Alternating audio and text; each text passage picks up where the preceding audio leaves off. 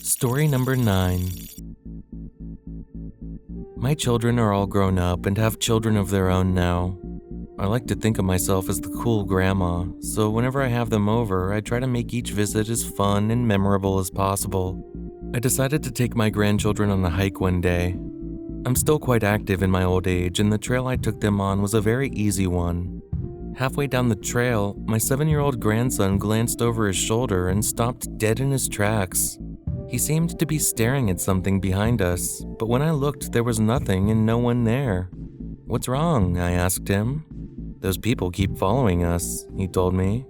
I looked all around, but I didn't see anyone. We were completely alone. "Who's following us?" I asked him. "The weird people with the nasty smiles," he said, pointing to the empty trail behind us. "I don't like their smiles." "What's wrong with their smiles?" I giggled, thinking this is a game that he's playing. "They have way too many teeth and they're way too sharp." He took a step back and I really took notice of the fear in his face. "I don't like them. They look mean. Tell them to stop following us." Safe to say, I gathered my grandkids up and headed back home as quickly as possible. When I asked my grandson about the people again, he simply shrugged and said, "They stopped following us, but they're still waiting in the woods somewhere." Story number 10. "I promise I'll never cook you for dinner and eat you," said my 4-year-old daughter randomly one night at the dining table. "Even if I get really hungry." We were just about to sit down for dinner. I burned the first batch of chicken nuggets, so dinner was about an hour late that night. I'm guessing the extra hour wait made her really hungry. Story number 11. I'm 17 years old, and I have 3 siblings. The youngest 2 are 6 and 8. One day, they were running around and playing in their bedroom while I was walking past to get to mine. "Ow!" I heard one of them cry out, followed by a loud thud.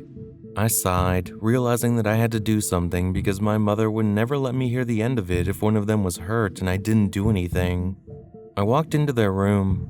"What happened?" I asked. The 6-year-old was lying on the floor, and the 8-year-old was standing on the opposite side of the room. "He pushed me," the 6-year-old cried. I instantly turned to my 8-year-old brother. "Why did you push your sister to the floor?" I asked him. "Not him," my little sister corrected me. "The mean boy pushed me." "What mean boy?" I asked. The room was clearly empty aside from the 2 of them. "He hides in my closet," she told me. "He's really mean." I looked to the 8-year-old and he was kind of nodding in agreement. There was no one in the closet, and it wasn't the last time they talked about the mean boy. They both said that he comes out at night and turns the light off because he's stronger in the dark. I haven't really had a peaceful night since, especially when I wake up in the middle of the night and find that their nightlight has been turned off. Story number 12. "I wish I had a piece of you to carry around with me always," was something that my 11-year-old daughter said to me one day.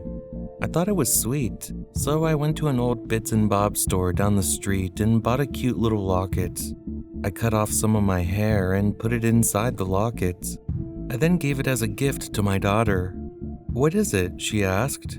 "It's a locket with my hair inside it," I explained. "Now you can carry a piece of me around with you." She smiled and shook her head. "Thank you," she said, "but I wanted something a little bit bigger. Maybe something like your finger, or even your eye." She then gave the locket back to me and walked away. Story number 13. My wife and I were driving in the car with our 10-year-old son. He was looking out the window, watching all the people walking on the sidewalk. Suddenly, he sat back and sighed. "I can't wait till I'm old enough to drive," he said. "Oh yeah?" I chuckled. "Yeah," he grunted. "Then I can get a big car and drive into everyone." Story number 14. I had 3 dogs and 2 cats before I fell pregnant with my first child. When she was born, we made sure to raise her alongside the animals and teach her how to treat them properly.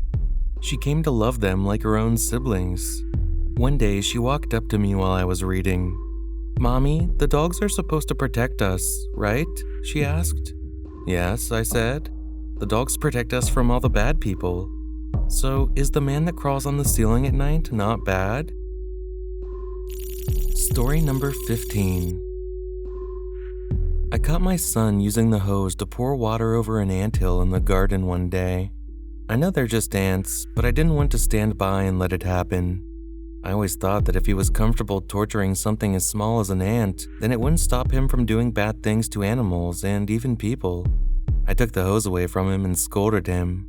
"But Mom," he whined, "if we don't stop them before they get too strong, they'll carry us away in our sleep and eat us alive." Story number 16. I gave my daughter a plate of cookies and a glass of milk as a treat on a Saturday afternoon. She took them to her room and came back a few minutes later asking for another glass of milk. "Did you finish the first one?" I asked her. "No," she shook her head. "The girl in my room wants a glass of milk as well." She didn't have any friends over at the time, and she never had an imaginary friend up until that point. "Who's the girl in your room?" I asked her. "I don't know. She crawled out from underneath my bed and asked to play with me." I gave her a second glass of milk. "I don't like her though. She doesn't have any eyes and it's kind of scary." She took the glass of milk and ran off to her room, leaving me standing in the kitchen speechless and confused.